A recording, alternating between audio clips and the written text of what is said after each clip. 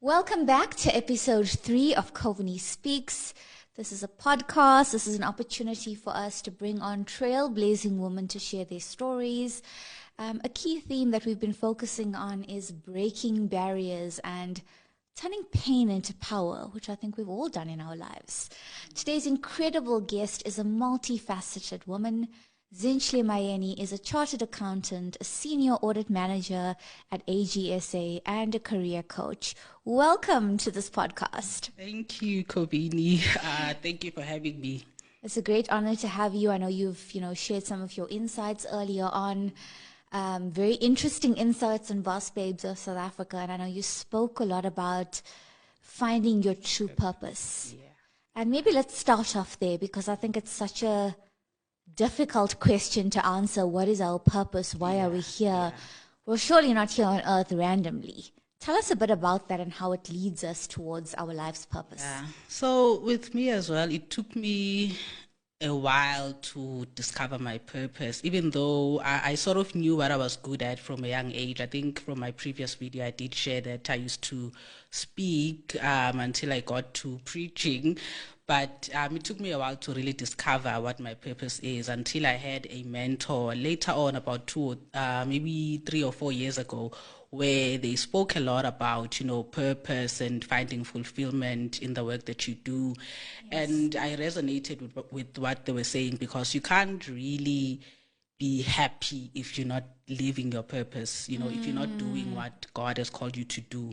That's why we get ourselves being so unhappy. Even at work, you're just never going to be happy. You're going to keep complaining, being unsatisfied, because there's just that thing lacking. You're not really doing what you're supposed to be doing. So for me, I think, purpose is important. I know we've got various jobs. I'm a career coach. We've got various jobs, but I think somewhere you just have to fit in your purpose.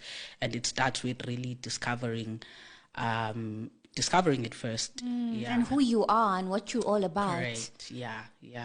It takes a lot, because it takes a lot of reflecting.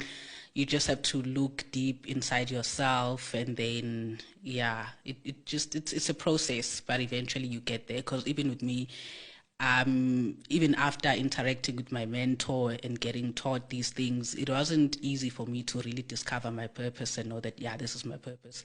It just takes a lot of reflecting, and eventually you get to say, no, this is really what I'm supposed to do. I think it's one of those difficult questions we've got to answer in life. I'm still evolving. I thought my purpose was something, and I think every year I go through, I learn so much from life that my purpose sort of shifts. It doesn't change completely, but it shifts. Yeah, that's the other thing, because purpose, it's not like one thing. It definitely does shift. As we grow, as we experience other things, it actually does shift. So it's not really one thing. So you might find that at a certain age, you have a different purpose, and then as you grow, your purpose differs. So it's not just one thing. But there is that core, I would say. Yes. There is that core, because deep down that for example, if I love teaching, that's your core, but then there would be these other things, in life, which will then, how do I put it? For example, if you get married and you get children, then your purpose will differ, but then you'll always have your core, one thing that this is what I'm supposed to do. This is what I stand for. Yeah, yes. Definitely. Yeah. So I've recently started to venture into mentoring and coaching as well. Yes. I think it was just the next step for me, having years of experience, 15 years of experience, that, I really wanted to give back and, empower young females, especially women of color, because I think, our challenges are quite unique. Yeah, that's true. What are some of the barriers that you had to break, in your career as a woman of color? For me, I think I've got two. Right. For me, I'm just going to start before I even, became a CA, before I even went to varsity. I lived in a very small community called Dano.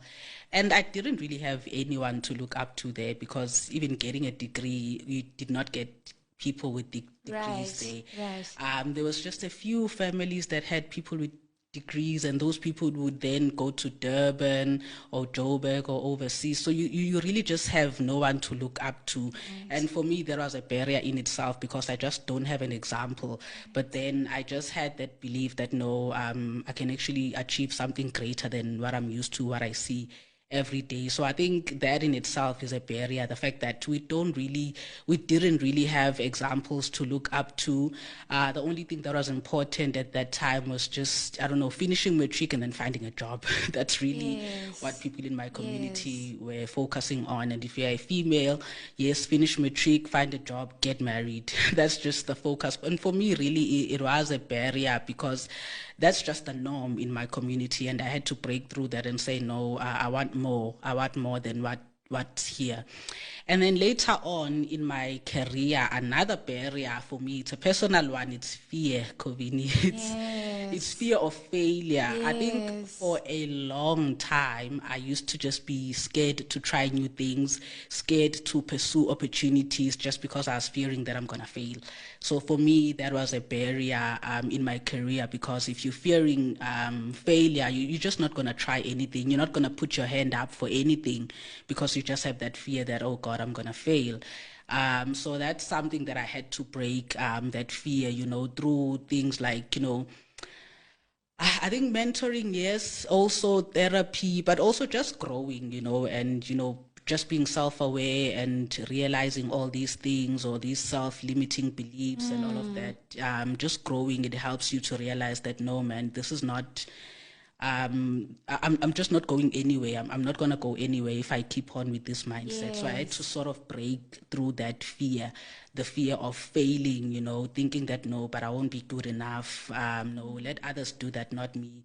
So things like that, I had to really break through that. And another fear for me, which I think I'm still breaking, it's networking. I think networking is very important, especially in our profession.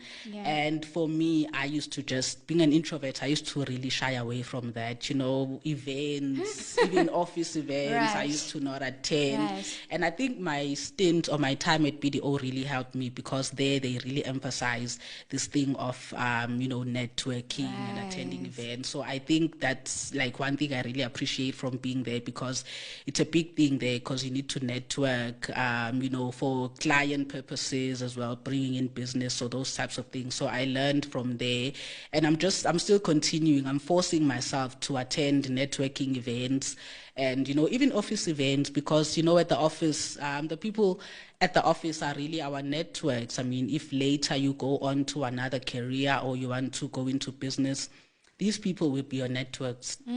So I think that's the other barrier, really, fear of networking. I had to sort of break through that, because, it does limit us when we don't have those, good networks in our careers, especially in this profession that we're in. We need these networks. We need each other actually to grow. So I think for me, those are the barriers that I had to break through. There's a whole lot more, but I just wanted to just focus on these ones, which I felt were really limiting for me. And I know you mentioned therapy, and I don't shy away from talking about it. I know there's such a stigma around mental health, but, therapy has been a really big help for me this year. I've had a challenging year. And, I think we need to embrace the fact that when we need help, it's okay to go and get the help from, a professional, a trained professional. It's given me a new perspective on life. It's made me stronger. It's made me braver. What are some of the, learnings that you've gained from going to therapy? Yeah, I think the biggest one is just self-awareness, just knowing who you are, and then knowing your, what do I call it? But I think we all have these things that require deep work in our lives. Indeed. So just being aware of that. I just don't have a word for now, Kovini. But then I think it's just, self-awareness for me. I think that's the biggest thing, because when you are self-aware, you're able to know what's the issue that you're going through. And also, you actually become aware of your triggers, because sometimes there's many things that happen. I'm just going to make examples of the workspaces. There's many things that happen in the workplace, and you know what would trigger you, so you're able to better manage, for example, your emotions and stuff like that. So I think the big